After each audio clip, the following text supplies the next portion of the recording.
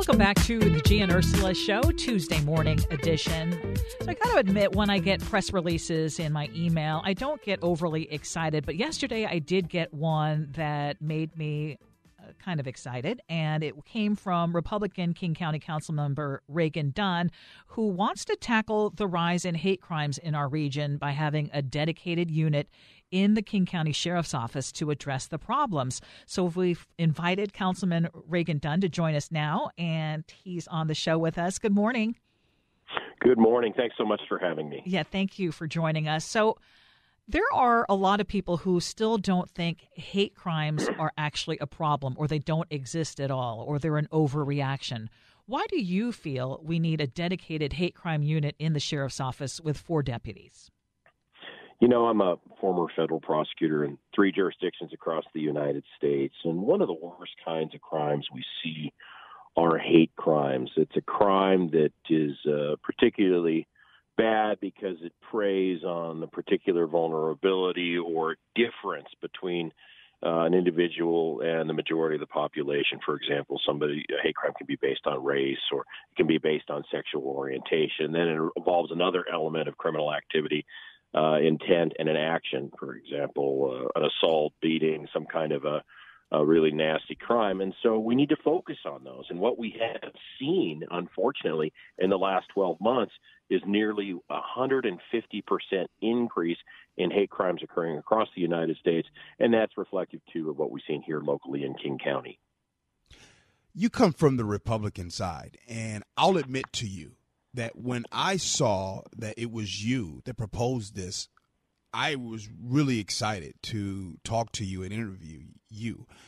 Why is it that it feels that way, and it seems that the issue about hate crime and whether it exists or doesn't seems to feel like it's a partisan issue? Why is that? Yeah, it might seem to some, but, you know, of course, there are different types of Republicans, different types of Democrats. I really think this is an issue that all parties, the bipartisan approach to solving it is the best way to go. Hate crimes are very serious, and it's not just, you know, like as I indicated, a race thing. It can be based on a lot of different things. And what we know is that we need to begin the process of reaching out to the community and enforcing. We also know that only about 1/3 of these hate crimes are actually reported. And what we need to do is, in addition to, you know, putting, you know, some investigators in place and some prosecutors in place, we also need to work really closely with the community and do a whole lot of good outreach to the community, because there are certain communities, for example, communities of color, who don't trust law enforcement. And so it's not just an enforcement emphasis. It's a holistic approach to outreach, working with the community to raise awareness about what hate crimes are and approach it from a bipartisan perspective. That's how we'll get the best result. Why not? I'm just going to use some of the arguments I've heard from people who are very adamant about not making everything a hate crime, which I understand, as someone's actually married to a prosecutor as well, that hate crimes are very hard to prove. I mean, it comes with an additional penalty, but it's also an additional burden to come up with the proof. But why is it so important? Why don't you just say, hey, we're just going to make it was an egregious crime, we're just going to make it, whether it's, you know, against an Asian or a black person, or why don't we just make it it's a bad crime? And why is it so important to make it a hate crime?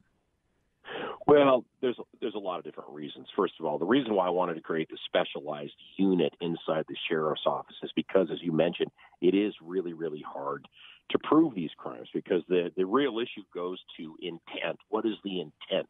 Is the perpetrator going to prey on somebody, for example, because of their race and also commit a violent act? And because of that challenge in proving intent, it's much like other crimes. It's like a domestic violence crime, or like molestation of children, for example, where you really have to have a unit that knows what they're doing in terms of investigating and prosecuting these. And then, with respect to your question about, you know, why is it so important to focus on this and call it out?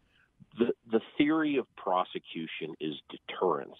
Okay, so the idea is that you arrest, investigate, prosecute, in part, not only to punish the offender, but to send a message to others who would engage in this kind of heinous crime that, hey, in King County, we're not going to tolerate this stuff, and you're going to be prosecuted to the fullest extent of the law. And then in addition to that, you have to provide important victim services and community outreach as well. So that's what we're trying to do with this unit against hate and bias. This is the voice of King County Councilmember Reagan Dunn as he joins the Gee Ursula show. You know, in November, the King County Council got rid of the King County Sheriff's Office gang unit. And I know that, you know, talking to someone who's in and advocates of gangs right now, gang violence and has increased around King County. So yes. My question is this. I was looking at some of the settlements. A quick search shows me that $2 million settlement for a dog bite lawsuit, a $2.25 million for a botched sting, a $4.25 million last year also, and the $5 million that just happened this year for the family of Tommy Lee.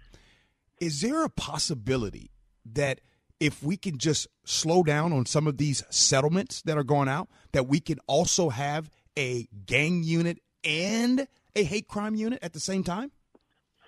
Yeah, I think so. I mean, we really should have a gang unit as well as a hate crime unit. And I was, obviously not happy with the gang unit being axed. I actually put an amendment forward to add those officers back, which failed 6-3. But here's one of the problems, and you raise a really good point. Homicides are now up 86% in King County. 86%. Overall, crime is the highest it's been in almost 30 years. And we really need to keep the focus on deterring crime and investigating crime. I'm very worried about organized crime coming into our community. And, you're right. If we continue to pay off these super large settlements, it really erodes our ability to put law enforcement on the ground, to put prosecutors, to fund the entire pipeline of justice, including victim services. Certainly there's some cases in there that you mentioned it probably deserved a proper settlement. But I think the point that should be made here is that elected officials are moving way too quick to settle these cases with taxpayer money because they just want them out of the way and behind them. So it's no longer a political liability. And that's what we've got to stop doing. And we got to be more careful with the taxpayer dollars here.